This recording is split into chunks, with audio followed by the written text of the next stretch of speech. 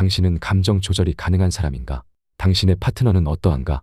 관계 유지가 어려운 사람들은 단지 충분히 노력하지 않아서가 아니라 자신의 감정을 다룰 줄 모르는 경우가 많다. 특히 불안과 기대, 실망과 분노 같은 감정들을 마주할 때 이를 조절하지 못하면 관계는 금세 어긋나게 된다. 많은 이들이 겪는 연애 문제의 뿌리는 실은 감정 조절의 문제인 경우가 많다. 예전에 한 연애 커뮤니티에서 이런 글을 본 적이 있다. 썸남에게 2시간째 답장이 오지 않는데 차단하는 게 맞겠죠. 이런 현상은 실제로 자주 발생한다. 잠시 연락이 없다는 이유만으로 차단이라는 극단적인 행동으로 이어지는 이 사례는 감정을 조절하지 못하고 해석을 오판하는 전형적인 예시다. 상대가 단순히 바쁘거나 여유가 없는 상황일 수도 있음에도 불구하고 그 침묵을 나에게 관심이 없는 것으로 받아들이는 것이다.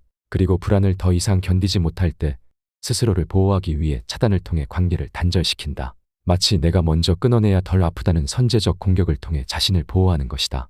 하지만 이는 감정을 조절하지 못해 관계를 스스로 망친 결과에 불과하다. 감정 조절의 실패는 위와 같은 사례 외에도 다양한 방식으로 나타난다. 예를 들어 연인이 한동안 연락이 없자 이 사람이 나를 무시하는 것이 아닐까, 이제 사랑하지 않는 건 아닐까라는 생각에 사로잡히는 것이다. 그래서 갑자기 수십 통의 문자 폭탄을 보내거나 분노를 폭발하는 경우가 있다. 이런 행동은 일시적으로 불안을 해소해주는 것처럼 느껴질 수 있으나 관계의 신뢰와 안정성을 무너뜨리는 결과로 이어진다. 결국 이의 위협을 느낀 상대는 더 거리를 두게 되고 불안은 더욱 심화된다. 이렇게 감정을 조절하지 못한 대응이 또 다른 문제를 불러오는 악순환이 반복되는 것이다. 물론 이런 불안은 평소 마음속에 자리 잡고 있다가 특정한 트리거를 만나 폭발하는 경우가 많다. 관계 자체가 건강하지 못하거나 신뢰가 충분히 형성되지 않은 상태일 수도 있다. 그러나 그렇다 하더라도 감정 조절의 실패가 정당화되는 것은 아니다.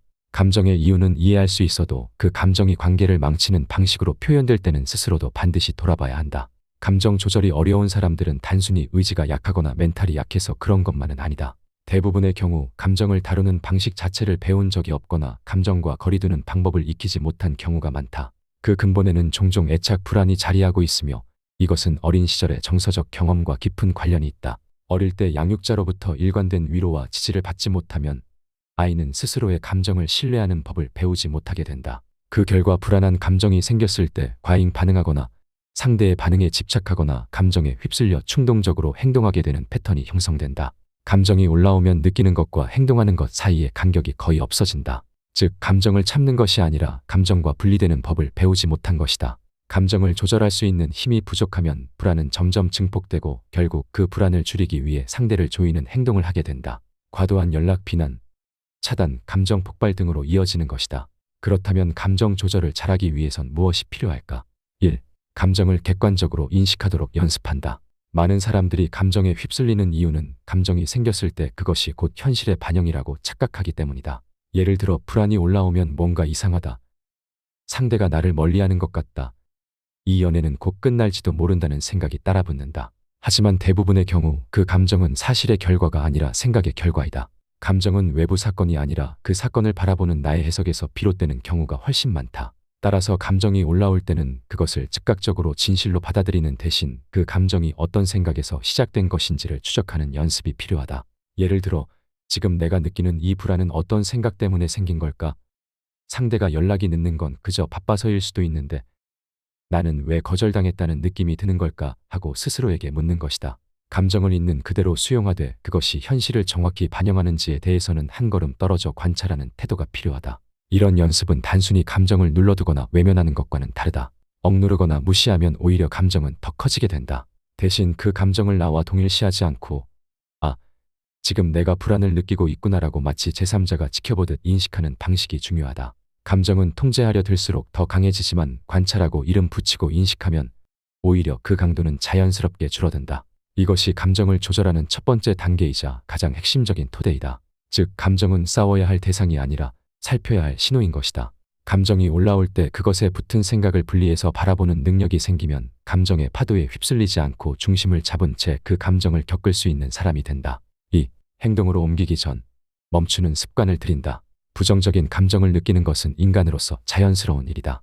누구나 불안할 수 있고 섭섭할 수 있으며 순간적으로 화가 날 수 있다. 문제는 그 감정을 곧바로 행동으로 옮기는 것에서 발생한다. 마음속에서 감정이 생기자마자 바로 메시지를 보내고 전화를 걸고 감정을 쏟아내는 행동은 관계에 악영향을 미치기 쉽다. 충동적으로 움직인 감정은 대부분 상대방에게 이해받기보다는 과하다고 느껴지거나 부담스럽게 받아들여질 수 있기 때문이다. 그래서 감정이 올라오는 그 순간 반드시 짧은 멈춤의 공간을 만드는 훈련이 필요하다. 메시지를 보내기 전에, 전화하기 전에, 화를 내기 전에 단 10초라도 멈춰서 스스로에게 물어야 한다. 지금 내가 하려는 이 행동이 정말 관계에 도움이 될까? 내 감정을 표현하는 방식이 지금 적절한가? 이 행동은 진짜로 상대를 이해시키고 싶어서 하는 걸까? 아니면 내 불안을 해소하려는 충동인가? 이처럼 감정과 행동 사이에 질문을 끼워 넣는 습관은 감정 조절 능력을 키우는데 가장 실질적이고 강력한 도구가 된다. 이 10초는 짧지만 그 사이에 들어오는 자각 하나가 감정에 휘둘릴 것인지 감정을 다룰 것인지를 결정짓는 분기점이 된다. 중요한 것은 멈춘다고 해서 감정이 사라지는 것이 아니라 그 감정을 더 지혜롭게 다룰 수 있는 여유를 스스로에게 허락하는 것이라는 점이다. 그 여유 안에서 감정은 조금씩 가라앉고 상황을 더 넓게 바라볼 수 있는 시야가 생긴다. 그리고 그 시야는 더 이상 지금 이 순간의 감정만이 전부는 아니다라는 감각으로 이어진다. 감정 조절이란 감정을 억제하거나 외면하는 기술이 아니다. 그 감정이 나를 덮치려 할 때 단 한 걸음 물러나서 바라볼 수 있는 여유를 만드는 능력이다. 그리고 그 여유는 아주 짧지만 의식적인 멈춤에서 시작된다. 3. 자기 안정화 능력을 키운다. 감정이 불안정해졌을 때마다 그 감정을 스스로 다루지 않고 즉시 상대에게 위로를 구하거나 확인을 받으려는 행동은 일시적인 안도감을 줄 수는 있다. 하지만 결국 감정을 더 취약하고 불안정하게 만드는 결과를 초래한다. 상대의 말 한마디나 반응 하나에 나의 감정이 지나치게 좌우되기 시작하면 관계는 점점 더 불안해지고 나는 그 관계 안에서 수동적이고 의존적인 존재가 되어버린다. 안정적인 관계는 상대가 나를 안정시켜주기 때문에 유지되는 것이 아니다. 진짜로 오래가는 관계는 내가 내 감정을 다룰 줄 알고 불안정한 순간에도 스스로를 다독일 수 있을 때 비로소 가능해진다. 내가 내 감정의 보호자 역할을 할 수 있을 때 관계 안에서 불필요한 확인이나 과잉 반응 없이 균형 잡힌 소통이 가능해지는 것이다.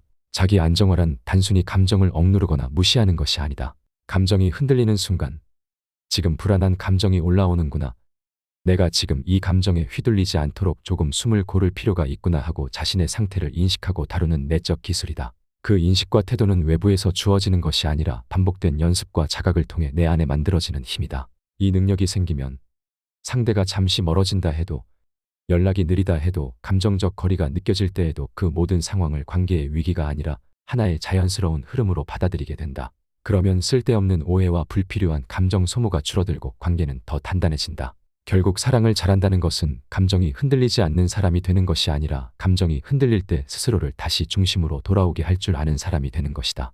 자기 안정화는 그 중심을 잡는 근육이며 연애뿐 아니라 모든 관계의 핵심적인 기반이 된다. 4.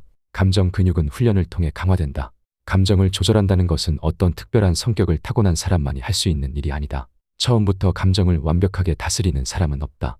누구나 관계 속에서 실수하고 감정에 휘둘리고 후회되는 행동을 하며 배워간다. 중요한 것은 그런 과정을 겪을 때마다 그 감정을 어떻게 마주했는지 그리고 다음에는 어떻게 다르게 반응하려 했는지에 있다. 감정 조절은 단 한 번의 결심이나 깨달음으로 되는 일이 아니며 매 순간 감정이 올라올 때마다 훈련처럼 반복되는 실천을 통해 길러지는 능력이다.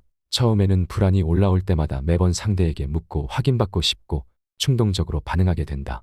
하지만 어느 순간부터는 그 불안을 인식하는 속도가 빨라지고 그 감정을 처리할 여유가 생긴다. 지금 불안해졌구나.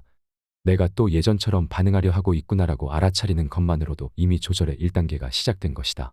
그런 경험이 쌓일수록 점점 감정과 자신 사이에 거리가 생기고 감정에 끌려가는 사람이 아니라 감정을 바라볼 수 있는 사람이 되어간다. 이는 마치 근육을 키우는 것과 같다. 한 번 운동한다고 근육이 생기지 않듯 감정 조절도 일상 속에서 반복되는 감정의 기복을 다루는 훈련을 통해 조금씩 단단해지는 과정이다. 그리고 이 정서적 체력이 길러지면 단지 이성 관계뿐 아니라 모든 인간관계에서 중심을 잃지 않게 된다. 누가 뭐라고 하든 상대가 어떤 태도를 보이든 쉽게 무너지지 않고 스스로를 안정적으로 붙잡을 수 있게 되는 것이다. 이러한 모습은 상대에게 굉장히 매력적으로 비춰진다. 감정 조절은 타고나는 것이 아니라 기르는 것이며 실수와 반복을 통해 점점 더 잘할 수 있게 되는 심리적 체력이다. 사랑을 오래 이어가고 싶은 사람이라면 먼저 이 감정의 근육부터 단단히 다지는 것이 필요하다. 그것이 진짜 관계의 내구성을 만드는 힘이기 때문이다. 감정 조절이 약하다는 건 내가 문제 있는 사람이라는 뜻이 아니다. 감정을 건강하게 다루는 방법을 아직 충분히 배우지 못한 상태라는 뜻이다. 그것은 충분히 회복 가능하고 연습을 통해 얼마든지 나아질 수 있는 부분이다. 감정 조절을 배우는 순간 인간관계 전반이 훨씬 더 편안하고 자유로워질 것이다. 자신 혹은 상대의 감정 조절 능력 부족으로 인해 이별을 겪었거나 반복적인 갈등에 지쳐본 경험이 있다면 댓글로 편하게 공유해 주었으면 한다. 내가 감정을 어떻게 다뤘는지, 혹은 상대가 어떤 방식으로 감정에 휘둘렸는지에 대한 이야기를 나누다 보면 비슷한 경험을 한 사람들이 서로 공감하고 더 나은 방향을 찾아가는 데 큰 도움이 될 수 있다. 오늘 영상이 도움이 되었고 더 많은 영상을 원한다면 구독과 좋아요를 잊지 않길 바란다.